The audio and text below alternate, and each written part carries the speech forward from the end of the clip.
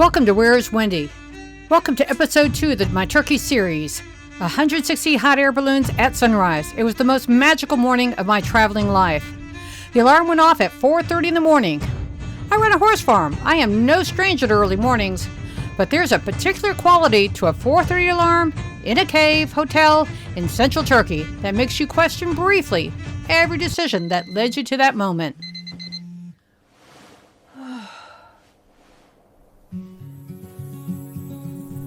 The hot air balloons. Then you remember why the alarm is set. Hot air balloons over Cappadocia at sunrise. And suddenly 4:30 feels entirely reasonable. We got ready quickly and we're still somehow 5 minutes late. This is family tradition at this point. The balloon company picked us up at the hotel, which I appreciated enormously because navigating unfamiliar Turkish roads in complete darkness is nobody's idea of a vacation. They drove us out to the launch site.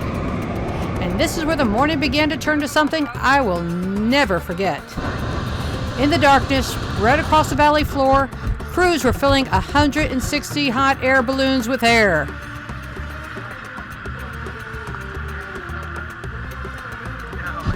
And then, in the middle of all this wonder, I had a very human problem. I had to pee. It was still dark. There were no facilities. None. We were in a field in central Turkey surrounded by balloon crews and tourists and roaring fans. Chris, ever practical, surveyed the situation and told me to go behind one of the few bushes available. I went to the bush. I evaluated the bush. There was a canyon on the other side of the bush. A canyon directly behind the only available bush. One wrong step in the dark and this travel channel would have ended very differently. I declined the bush. I ended up hiding behind a car, and I will spare you further details except to say that you make peace with these moments. And then we went up, up and away.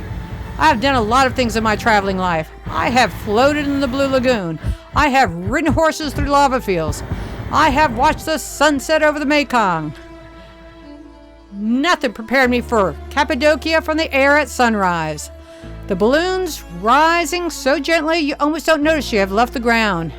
And then the earth falls away, and the valley opens up beneath you, and the fairy chimneys and those impossible rock spires carved by millions of years of wind and water spread out in every direction, like a landscape from another planet. And the balloons all around us, dozens upon dozens of balloons rising with us, drifting silently at different heights, catching the first light of the sun as it broke over the horizon. The colors kept changing, soft pink, then gold, then this rich amber light washing across the whole valley and lighted the balloons up like ornaments hanging in the sky. It was completely silent, except for the occasional burst of the burner. Nobody in our basket spoke much. There was nothing to say that the view wasn't already saying better. Definitely, absolutely, a once-in-a-lifetime experience. Early bird. Early bird. Thoroughly amazed, we headed out for a day of sightseeing. Because in this family, a once-in-a-lifetime balloon flight before 8 a.m. simply means the day has extra room in it. First stop, Hasselback Valley, also known as Monk's Valley. The fairy chimneys here are some of the most dramatic in all of Cappadocia.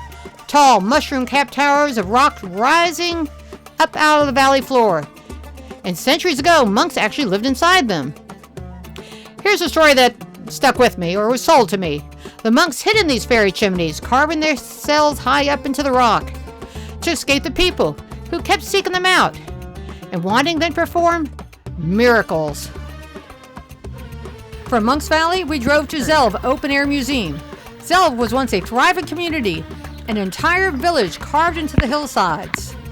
Caves everywhere, homes, churches, storage rooms, a mosque, all dug directly into the solid volcanic rock. Layer upon layers up the valley walls. People lived here for centuries, and the village was inhabited all the way into the 1950s, when erosion finally made it too dangerous walking through. Walking through Zelve is walking through someone's neighborhood. Frozen in stone, you can stand in rooms where families cooked and slept, raised children for generations. The caves honeycomb through the hills everywhere you look. I kept thinking about the layers of human life in this one small valley. Nice little flat screen. Nice cubby holes. Nice shelves for the drone. Nice storage areas for candles. Oh, even a place for a couch. And a place for a fire. Or bathroom. Or maybe a bathroom. Hi! You just Hey, come in. bought a new place? I think I haven't decorated yet. I love your windows. Very beautiful. Thanks, come on in. The handrail hasn't been installed yet. Handicap accessible.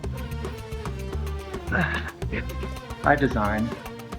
Hasn't covered the furniture. We do have some sinks though. Beautiful. Wow. Nice. Multi-compartment. Back room. Sleeping areas. Beautiful. Is there another one? Sure, one for you. Oh, perfect. All right. Bye. Thank you. Bye. Cappadocia is not just a landscape, it is a story you can walk through. That night we slept in our beautiful cave room with the satisfaction of a day that had contained more wonder than some entire vacations.